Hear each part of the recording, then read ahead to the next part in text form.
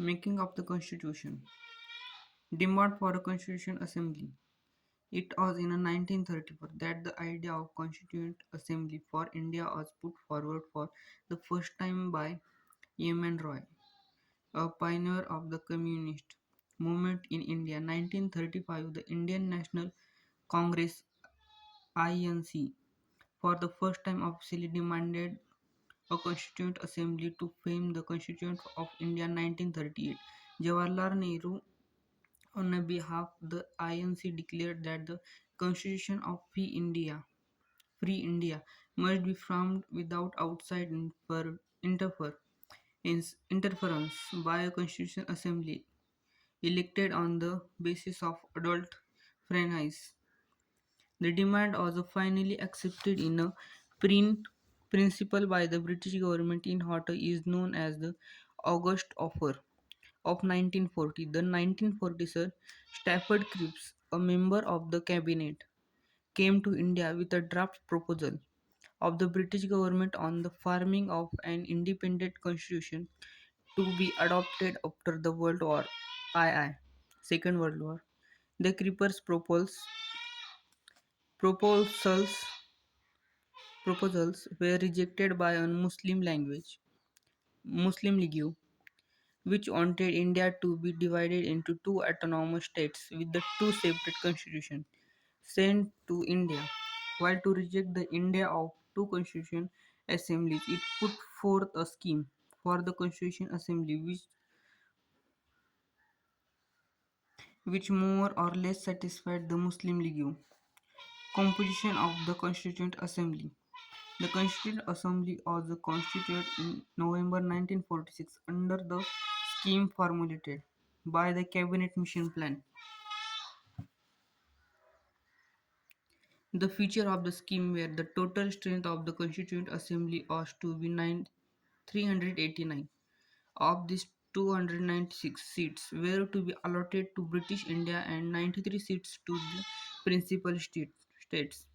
Out of the 296 seats allotted to be British India, 292 members were to the drawn from the 11 governors' province and 4 for the 4 chief commissioners' provisions, one from each province and princely state or group of state in case of small state were to be allotted seats in proportion to their respective population. Roughly one seat was allotted for every million population. Seats allocated to each British province were to be divided among the three principal communities: Muslim, Sikh, and General, all except Muslims and Sikhs, in proportion to their population. The, the representatives of each community were to be elected by members of that community. In the provisional legislative legislative assembly, and voting was to be by the method of proportional representation by means of single transferable vote. The representative of the principal state were to be nominated by the heads of the principal seats. It is thus clear that the Constituent Assembly was to be partially elected and partially nominated body. Moreover, the members were to be indirectly elected by the members of the provisional assemblies, who themselves were elected on the limited franchises.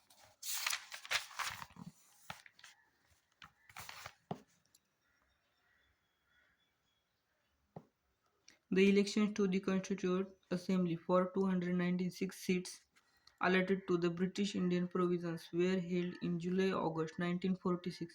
The Indian National Congress won 208 seats, the Muslim League used 73 seats, and the small groups of independents got of remaining 50 seats. However, the 93 seats allotted to the princely seats, were not filled as they decided to stay away from the Constituent Assembly. Although the Constituent Assembly was not directly elected by the people of India on the basis of adult princes. The assembly comprised the representative of all selection, the Indian society, Hindus, Muslims, Sikhs, Paris, Anglo-Indians, Indian Chir- Christians, SCS, STS, including women of all these sections. This assembly include all important personalities of India at the time, with the exception of Mahatma Gandhi. Working of the Constituent Assembly. The Constituent Assembly held its first meeting on December 9, 1946. The Muslim League boycotted the meeting and instead on a separate state of Pakistan. The meeting was thus attended by only 211 members. Dr. Sachinanda Sachin Sachinanda Sinha, the oldest member, was elected as the temporary president of the assembly following the branch practice. Later, Dr. Rajendra Prasad was elected as the president of the assembly. Similarly, both H.S.C. Mukherjee and V.T. Krishna Mukherjee were elected on as the vice president of the assembly. In other words, the assembly had two vice presidents. Objective resolution. On December 13, 1940, Jawaharlal Nehru moved the historic objective resolution in the assembly. It laid down the fundamentals and philosophy of the constitutional structure. It read, this constitutional assembly declares it firm and solemn resolve in proclaim India as the independent sovereign republic and to draw up for the future governance of constitution, wherein the territories that now comprise British India, the territories that now form the Indian state and such other parts of India as are outside India, and the state as well as other territories as are willing to be constituted into the independent sovereign India shall be a union of them all, and wherein the said territories, whether with their present boundaries or with such others as may be determined by the Constituent Assembly and thereafter according to the law of the status of an autonomous unit together which receive jury powers and exercise all powers and functions of governments and administration save the expect such powers and functions as are vested in or assigned to the union or as are inherent or applied in the union or resulting therefore and wherein all power and authority of sovereign independent India, its constituent parts and organs of government are derived from the people and wherein shall be guaranteed and secured to all the people in India justice, social, economic, and political equality of stats of opportunity and before the law of freedom of thought expression, belief, faith, worship, vacation, association, and action subject to law and public minority, and wherein adequate safeguards shall be provided for minorities, backward and tribal areas and depressed and other backward classes, and 7 whereby shall by maintained the integrity of the terrestrial of the republic and its sovereign rights on a land, sea, and air according to justice and the law of civil nations, and the innocent land attains its rightful and honored place in the world and makes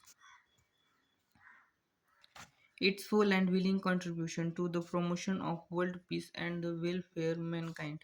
This resolution of unanimously adopted by the Assembly on January 22, 1947, it influenced the evolving shaping of the Constitution through all its subsequent stages. Its modified version from the preamble of the present Constitution changed by independent act. The representative of the principal states who had stayed away from the Constituent Assembly gradually joined it on April 28, 1947. Representatives of the six states were part of the assembly after the accession of the Mountbatten Plan of June 3, 1947 for the partition of the country. The representatives of most of the other principal states took their seats in the assembly. The members of the Muslim League from the Indian Dominion also entered the assembly. The Indian Independence Act of 1947 made the following three changes in the position of the assembly. The assembly was made a fully sovereign body which could from any constitution it placed. The act empowered the assembly to abrogate or alter any law made by the British Parliament in relation to India. The assembly also became a legislative body. In other words, two separate functions were assigned to the assembly that the making of the constitution on for free India and enacting of ordinary law for the country. These two tasks were to be performed on separate days. Thus, the assembly became the first parliament for free India. Dominion legislature, whenever the assembly met as the constituent body, it was chaired by Dr. Rajendra Prasad, and when it met as the legislative body, it was chaired by G.V. Malvankar. These two functions continued till November 26, 1949, when the task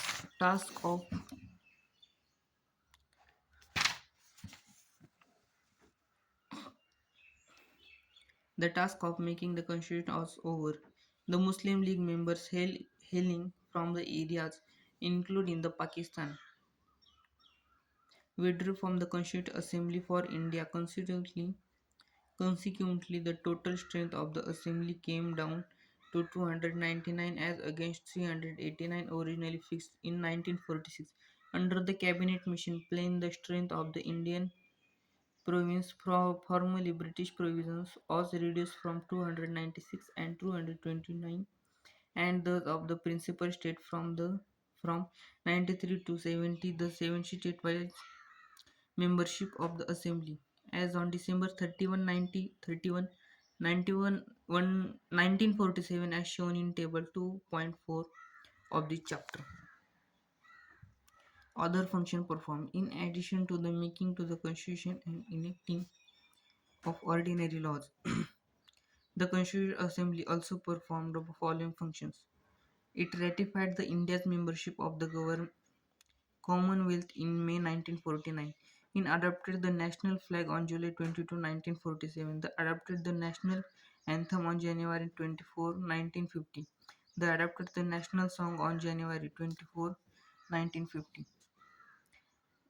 5 number. It elected Dr. Rajendra Prasad as the first president of India on January 24, 1950.